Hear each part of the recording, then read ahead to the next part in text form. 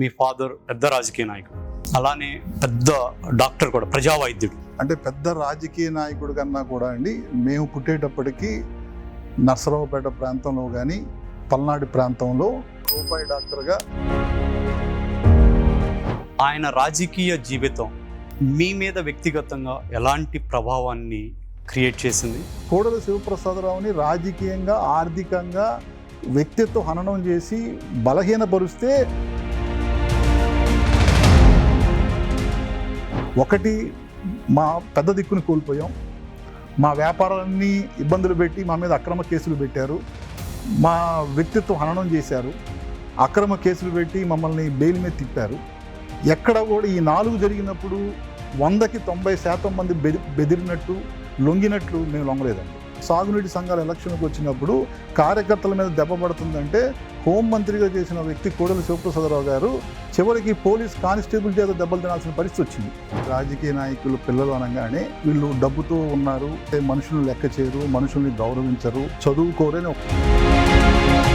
నీకు మీ అమ్మ లేదు, నీ చుట్టాలు లేరు, నీ కళ్ళ ముందే నీ తోబుట్టులు అందరూ చనిపోయారు, నువ్వు డాక్టర్ ఎందుకు రాన, నా సినిమా థియేటర్లో చేరు, నీకు మేనేజర్ పదవి ఇస్తానని చెప్పాడు. చివరికి ఎవరైతే తను అవమానించారో, చివరి ఆయన ప్రాణాపాయ స్థితిలో ఉంటే ఆయన ప్రాణాలను కూడా కాపాడిన వ్యక్తి డాక్టర్ కోడెల శివప్రసాదరావు గారు. అనేక మంత్రిత్వ పదవులు నిర్వహించి ఆంధ్ర రాష్ట్ర తొలి శాసన సభాపతిగా ఉన్నా సరే, తెలుగు వారందరూ కానీ పల్నాటిలో ఉన్న అందరూ గర్వంగా ఆయన పిలుచుకునే పేరు డాక్టర్ గారు. దేవినేని నెహ్రూ గారు కానీ, కరణం బలరామ కృష్ణమూర్తి గారు కానీ, కోడెల శివప్రసాద్ గారు అందరూ రాజకీయంగా పోరాట యోధులు. కానీ వీళ్ళందరిలో కోడెల గారికి ఉన్న ప్రత్యేకత ఏంటంటే,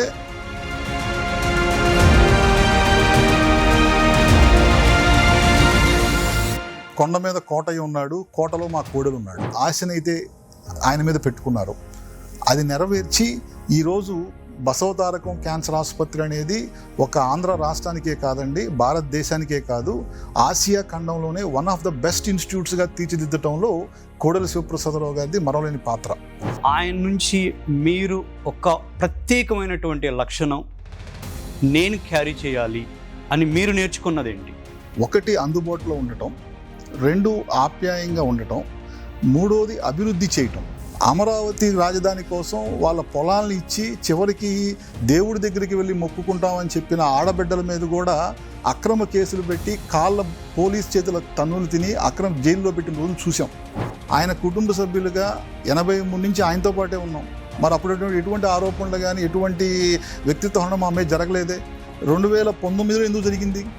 లేదా 2014 జగన్మోహన్ రెడ్డి ప్రతిపక్ష నేతగా వచ్చిన తర్వాతలే సాక్షి మీడియా ఆయనకి, సాక్షి మీడియా మాకు డబ్బు సంపాదనే ముఖ్యం అనుకుంటే గనక, మాకు రాజకీయాలు అవసరాల కోసమే మేము ఉంటున్నట్టయితే గనక ఇంత పోరాటం చేయాల్సిన అవసరం లేదండి. సత్యనపల్లి ఇవాళకి కూడా నేను బలంగా చెప్పగలనండి, ఇవాళ కాదు, రాబోయే 20 ఏళ్ళ తర్వాత కూడా కోడెల శివప్రసాదరావు గారు చేసిన అభివృద్ధి మాత్రమే సత్యనపల్లిలో కనపడతా ఉంటుంది.